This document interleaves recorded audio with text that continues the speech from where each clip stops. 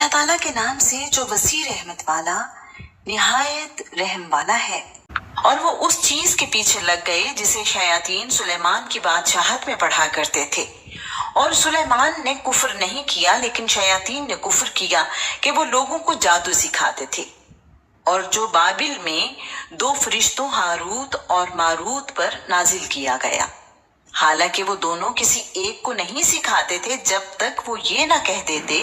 کہ ہم یقیناً آزمائش ہیں، چنانچہ تو کفر نہ کر۔ پھر بھی وہ ان دونوں سے وہ چیز سیکھتے تھے جس سے شوہر اور اس کی بیوی میں جدائی ڈالتے تھے، حالانکہ وہ اس کے ساتھ اللہ تعالیٰ کے اذن کے بغیر اس میں سے کسی ایک کو بھی ہرگز ضرر پہنچانے والے نہیں تھے۔ اور وہ ایسا علم سیکھتے تھے جو انہیں نقصان پہنچاتا اور انہیں نفع نہیں دیتا تھا، حالانکہ بلا شبہ یقیناً وہ جانتے تھے کہ جس نے اس کو خریدا اس کے لیے آخرت میں کوئی حصہ نہیں، اور یقیناً برا ہے جس کے بدلے انہوں نے اپنے آپ کو بیچ ڈالا، کاش وہ جانتے ہوتے۔